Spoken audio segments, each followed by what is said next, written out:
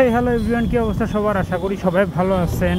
আজকে চলে আসলাম আমার ইয়াদিয়া T5-এর সার্ভিসিং করাইতে। আমার 1000 কিলোমিটার কমপ্লিট হয়েছে, তো এটার ফার্স্ট সার্ভিস করাবো। তো এটা যখন কিনছিলাম সার্ভিস বইটা আসলে নেওয়া হয় নাই, তো এটার বইটা কালেক্ট করার জন্য আমি আসছি এখন হিরো। এই যে ইয়াদিয়ার বাইকগুলি সাজায় রাখা হয়েছে। তো আমার বাইকটা পার্কিং করে আমি চলে যাচ্ছি ইয়াদিয়ার শোরুমের ভিতরে।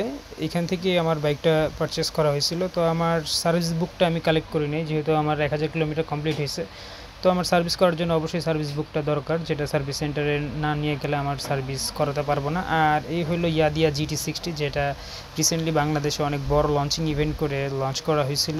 তো বাংলাদেশে যত ফেমাস বা সব থেকে বড় বড় মোটো ব্লগাররা আসছিল এদিন। তো এই বাইকটা ইয়াদিয়ার লাইন আপে আমার মনে হয় অনেক বেশি কিউট বা অনেক বেশি জোস, অনেক বেশি ফিচারিস্টিক একটা বাইক হতে চলছে। তো এই বাইকটা আমার কাছে পার্সোনালি অনেক বেশি ভালো লাগছে। একটা টপ বক্স আছে, পুরো বাইকটা আপনার প্রোটেকশন দেওয়া। বাংলাদেশের প্রেক্ষাপটে এরকম একটা প্রোটেকশন আসলে হইলে অনেক বেশি ভালো হয়। বাইকটার লুকটা ওয়ান কাইন্ড অফ এডিবির মতো লাগে। এটার পিছনে অনেক বড় একটা স্পেস আছে, যেটা সম্পূর্ণ ওয়াটারপ্রুফ।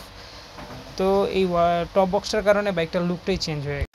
তো আমার ইয়াদিয়া T5টা মোটামুটি চার্জ হতে একটা ভালো সময় লাগে, বাট ইয়াদিয়া GT60 বাইকটা মোটামুটি শর্ট টাইমের ভিতরে ফুল চার্জ হয়ে যায়। তো এই বাইকটা আর আমার বাইকটার ভিতরে মোটামুটি ফিচারের ভিতরে অনেক বেশি ডিফারেন্স আছে। তো ফ্রন্ট রেয়ার দুইটাই ডিস্ক ব্রেক, বাট আমারটা ফ্রন্টে ডিস্ক, রেয়ারে ড্রাম। আর এটার লুকটা মোটামুটি হন্ডা এডিবির মতো লাগে আমার কাছে পার্সোনালি। তো আপনাদের কাছে কেমন লাগে কাইন্ডলি কমেন্ট করে জানাবেন প্লিজ। যেহেতু আমার সার্ভিস বুক নিতে আসছি, আমার সার্ভিস বুক নেওয়া হয়ে গেছে, এখন আমি চলে যাব সার্ভিস সেন্টারে। রাস্তার অবস্থা এত খারাপ,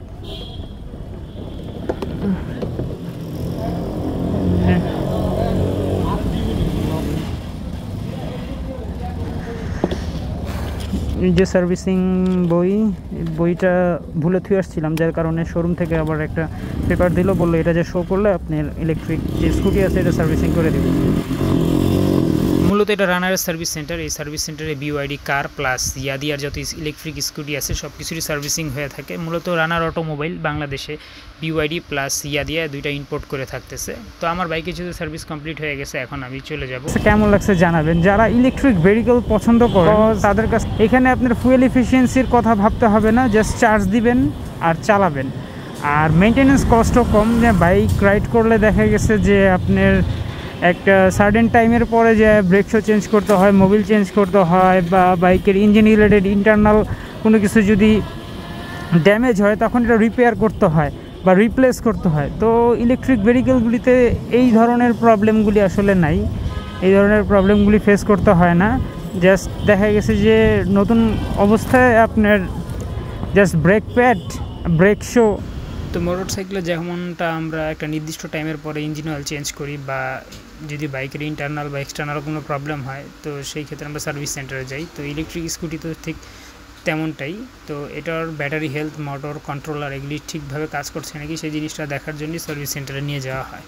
তো যেহেতু আমার একটা নতুন ইলেকট্রিক স্কুটি 1000 কিলোমিটার কমপ্লিট হয়েছে, তাই সার্ভিস সেন্টারে নিয়ে গেছিলাম। আমার মোটর, ব্যাটারি, কন্ট্রোলার সব কিছুর হেলথই ঠিক আছে, সার্ভিস ওরা করে দিছে, দেন আমি নিয়ে চলে আসছি। তো যারা ইলেকট্রিক স্কুটি কেনার কথা ভাবতেছেন তাদের একটা জিনিস বলি অবশ্যই, যে আপনার অনেক টাকা সেভ হবে। তার কারণ হলো 18 টাকায় 100% চার্জ হলে আপনি অ্যারাউন্ড 70 কিলোমিটার মতো রান করতেছেন। বাট 18 টাকা দিয়ে যদি ফুয়েল কিনেন আপনি 5 কিলোমিটারও আপনি রান করতে পারবেন না। যেমনটা 122 টাকা লাগে 1 লিটার ফুয়েল কিনতে, বাট FI বাইক না হলে 40 কিলোমিটার সিটের ভিতরে যদিও পাওয়া যায় না। সেখানে 18 টাকা তো ধরেন 20 টাকাই ধরলাম আমরা, 20 টাকা দিয়ে আমি অ্যারাউন্ড 65 থেকে 70 কিলোমিটার রান করতে পারতেছি সর্বনিম্ন। কজে আমার রাইডিং স্টাইলের উপরে ডিপেন্ড করে আসলে স্কুটি চার্জের ব্যাকআপটা বোঝা যায়। যেমন আমি সবসময় ফুল এক্সিলারেট করেই স্কুটিটা চালাই। যদি যারা রিল্যাক্সে ইউজ করেন তারা অবশ্যই 80-র উপরেও পেতে পারেন এটার মাইলেজ। তো থ্যাংক ইউ ফর ওয়াচিং। আজকে এই পর্যন্তই। যদি আমার ইলেকট্রিক স্কুটির ভিডিওটা ভালো থাকে অবশ্যই লাইক, কমেন্ট, শেয়ার করবেন।